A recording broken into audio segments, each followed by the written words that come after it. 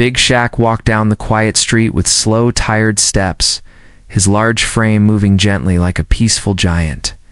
He had just finished a long shift at the warehouse and looked forward to nothing more than a hot meal and a quiet evening at home. His day had been heavy, but his heart was calm.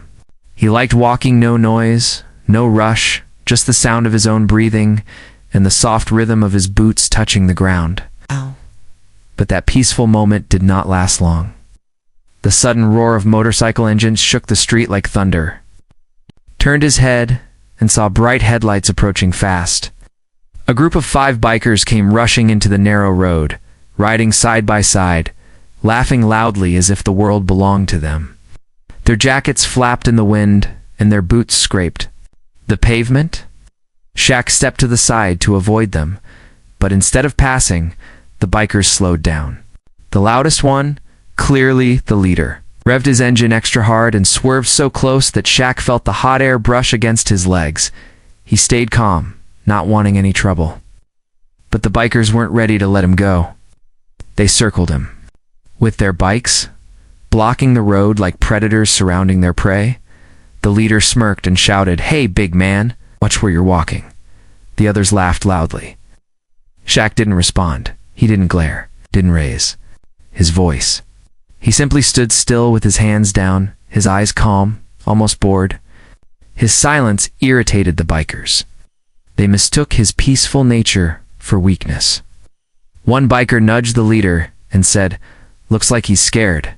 Another added, "He's big but slow. It's probably soft too." Shaq heard every word, but he didn't react. He was used to people judging him by his size. He knew that most people feared what they didn't understand. But he also knew something the bikers didn't. He had once stood under bright WWE lights, trained with real fighters, and learned how to control power most people had never seen. He was not slow, he was not soft, and he was definitely not scared. But he also wasn't stupid. He knew that if he reacted the wrong way, someone would get hurt. So he took a deep breath and spoke calmly. "I don't want any trouble. Let me pass." His voice was deep but gentle. The leader didn't like that. He revved his engine again. This time even louder, and the noise echoed through the street. "Look at this big guy," he shouted, "talking like he's something." The other bikers laughed, but there was something else under their laughter, a little hesitation. Shaq didn't look nervous. He looked patient. Too patient. The leader hopped off his bike and walked toward Shaq with swagger in his steps, his chest puffed out like he was trying to prove something. "What are you gonna do, big man?" he taunted. "Cry?" Shaq didn't even blink.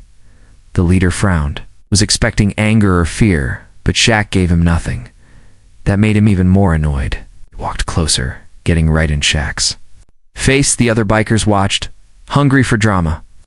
Shaq quietly stepped back, not because he was afraid, but because he didn't want to hurt the man by accident. His size alone could cause damage if someone got too close. But the bikers interpreted the step as weakness.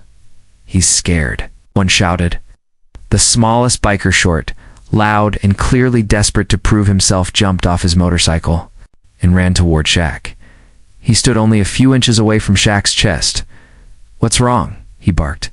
"Cat, got your tongue?" Shaq looked down at him, expression calm but firm.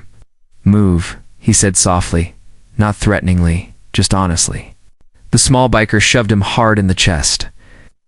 Or at least he tried. The shove did nothing. Shaq didn't move an inch. He stood like a mountain. The small biker blinked in shock. The other bikers stopped laughing. Strange silence filled the air. For the first time, they actually looked at Shaq really. His shoulders were broad and solid. His posture was steady like a trained fighter. His breathing was controlled. His expression was focused. He no longer looked like a tired man walking home. He looked like someone who had stepped into a ring many times before. The leader took a step back without meaning to. What? What are you?" he mumbled. Shaq did not raise his voice. He did not lift his fists. He simply said, "A man who doesn't want to fight." But his tone carried something deeper. Strength, discipline, danger. The bikers could feel it. They didn't know it yet, but they had chosen the wrong man to mess with, and the calm before the storm had begun. Asterisk, the tension in the street grew thicker as the bikers realized something was off about Big Shaq. The quiet man they expected to scare was standing like an unshakable wall, and that confused them. But pride is a dangerous thing. Instead of backing down, the leader smirked loudly, pretending he wasn't bothered. "You think you're tough because you're big?" he mocked. "Size means nothing." The bikers laughed again, but this time the laughter didn't sound confident. It sounded forced. The leader turned to his group and shouted, "Let's teach big guy a lesson." Shaq felt a familiar heat rising in his chest.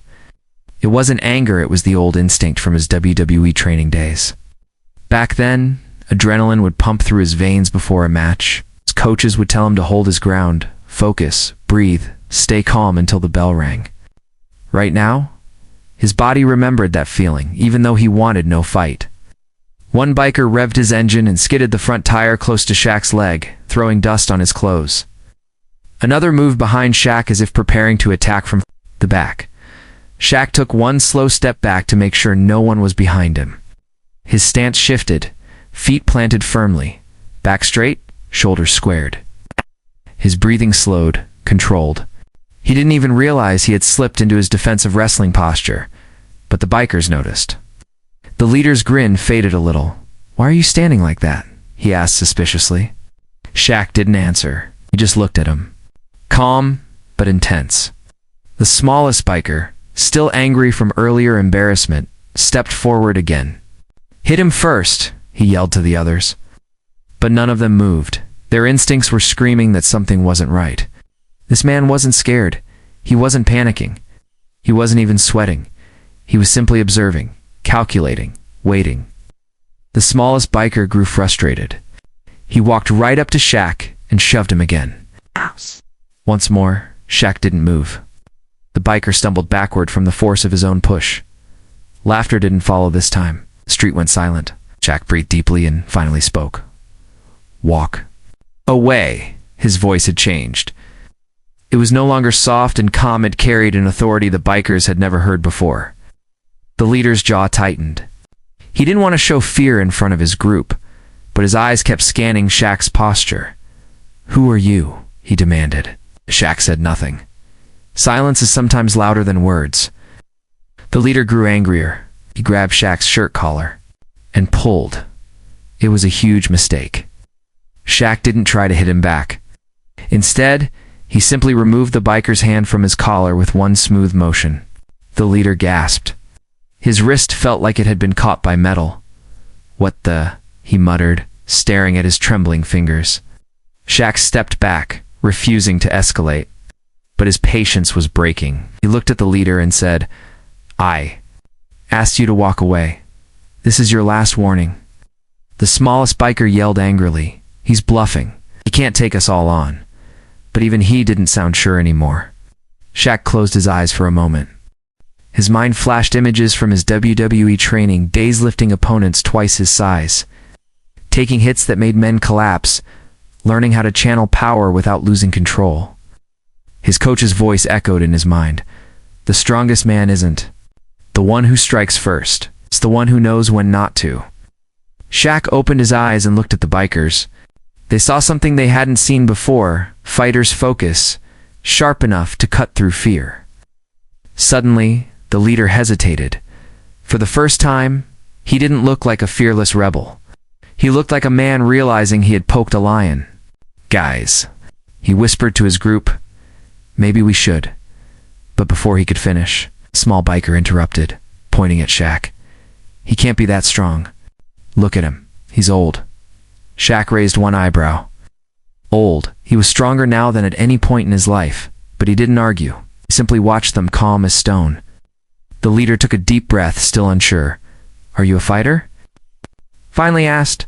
Shaq didn't respond, but the way he stood answered for him, and that answer made the bikers step back slightly. Something told them they were seconds away from a mistake they would never forget, and Big Shaq knew it too. Storm inside him was rising, and he prayed they would walk away before it was too late. The street felt frozen in time as the bikers stared at Big Shaq. suddenly unsure whether they had pushed too far. The smallest biker still tried to act tough, pacing in small circles, like a restless dog, but even he kept glancing nervously at Shaq's steady stance.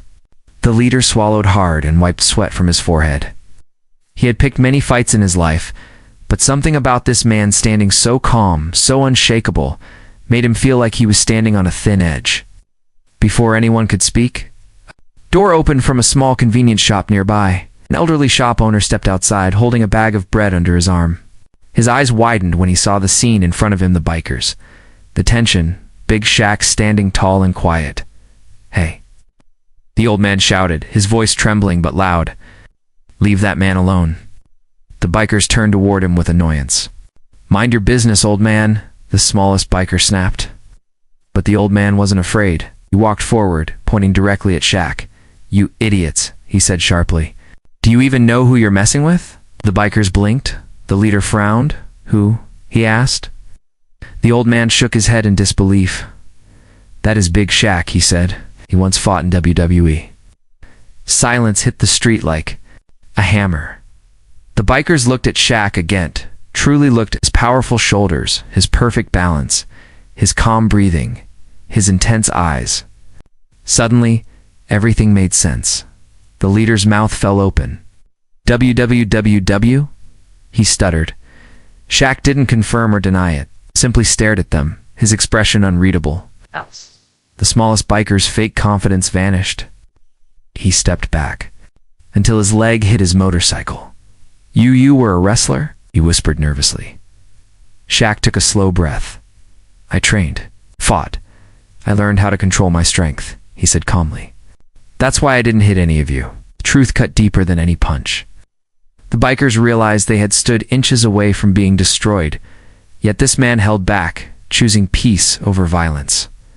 The leader's pride crumbled. He walked up to Shaq slowly, this time without arrogance. His voice shook as he spoke. We didn't know. We thought you were just a man walking home." Shaq finished quietly. The leader nodded, ashamed. Shaq looked at all of them, one by one. "Respect," he said simply. "It costs nothing." The bikers stood frozen, unable to argue. The smallest one finally burst out. "We're sorry, okay? We were stupid." Shaq didn't smile. He didn't brag, didn't lecture. He simply nodded and said, "Leave the street safely. Don't scare people again." His calmness was more powerful than any threat. The leader bowed his head. "You have my word," he said. One by one, the bikers climbed onto their motorcycles. They didn't roar their engines like before. They started them quietly, respectfully, like students leaving a teacher they feared disappointing. Before they drove off, the leader turned back. "Thank you for not hurting us," he said. Shaq didn't respond. He didn't need to. The silence spoke for him. The bikers drove away, not with arrogance, but with humility. The old shop owner walked up to Shaq with a proud smile. "You handled that better than most would," he said. Shaq gave a small smile. "Trouble only grows when you feed it," he replied. The old man laughed softly. "Your coach taught you well." Shaq nodded. "He taught me that strength isn't what you show others," he said. "It's what you choose not to use." The old man placed a hand on Shaq's arm. "You saved those boys today without even raising a fist," he said. "That's real power." Shaq looked toward the direction the bikers left and sighed. He wasn't angry. He wasn't proud. He was simply relieved that the fight he once carried inside him never had to come out. He turned and began walking home again, his steps steady, his mind calm, the world quiet once more. As he moved down the street, the old man called after him, "Shaq, people like you, this world needs more of them." Shaq simply lifted his hand in acknowledgement, never turning back. Didn't need applause. He didn't need recognition. Strength was silent, but it spoke louder than any shout.